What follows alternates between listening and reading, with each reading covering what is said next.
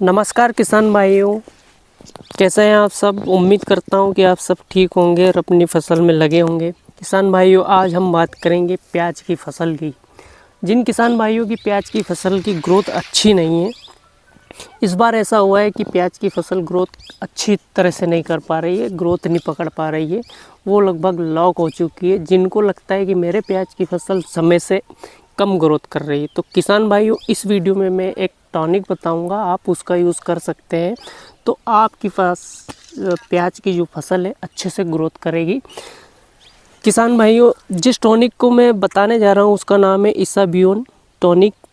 ये एक पीजीपी है, प्लांट ग्रोथ प्रोमोटर, मतलब ये आपकी फसल को बढ़ाएगा जो समय से पहले बढ़ नहीं रही है, लॉक हो चुकी है, उसकी लॉक खोल देगा ये लगभग और अच्छी विकास देगा।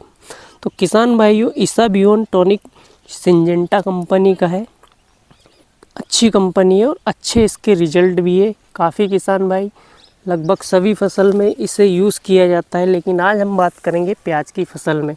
तो किसान भाइयों, इसके फ़ायदे हम देख लेते हैं।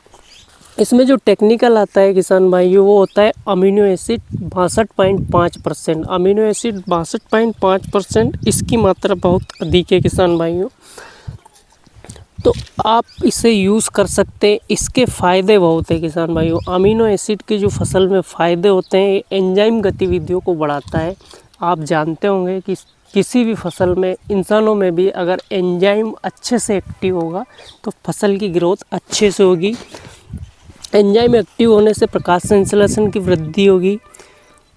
दूसरा इसका काम है उर्वरकों का उपयोग फसल अच्छे से कर पाएगी, क्योंकि एंजाइम एक्टिव होंगे, जड़ों की वृद्धि होगी, जड़ों और पौधे को ऊर्जा की ज़रूरत पड़ेगी, तो फिर जड़ को ऊर्जा खाद्य पदार्थ से लेने के लिए एक्टिव होना पड़ेगा, तो ये जड़ों के माध्यम से अच्छी तरह से उर्वरों का अपटेक करेगी। मिट्टी के संरक्षण में भी ये सुधार करता है किसान भाइयों, मिट्टी को अच्छा बनाता है, फसल की गुणवत्ता भी बढ़ाएगा। आप जानते हो कि अगर फसल में एंजाइम ठीक ठाक से काम कर रहे होंगे तो गुणवत्ता बढ़ाएगा, रंग चमक स्वाद, अगर ये रंग चमक स्वाद भी रहेगा तो आपके फसल का भाव भी अच्छा आएगा। पौधे में संपूर्ण विकास करता है, ऐसा नहीं कि पत्ती बढ़ाएगा, ये साथ साथ में तना बढ़ाएगा और कंद बढ़ने में भी आपकी मदद करेगा।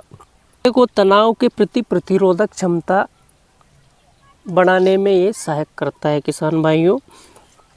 प्रतिरोधक क्षमता, समझ लीजिए मौसम ख़राब हो गया तो उसमें आपकी जो प्याज की फसल है वो उसके प्रति प्रतिरोधकता दर्शाएगी। अधिक सिंचाई हो गई तो वो जल्दी ख़राब नहीं होगी।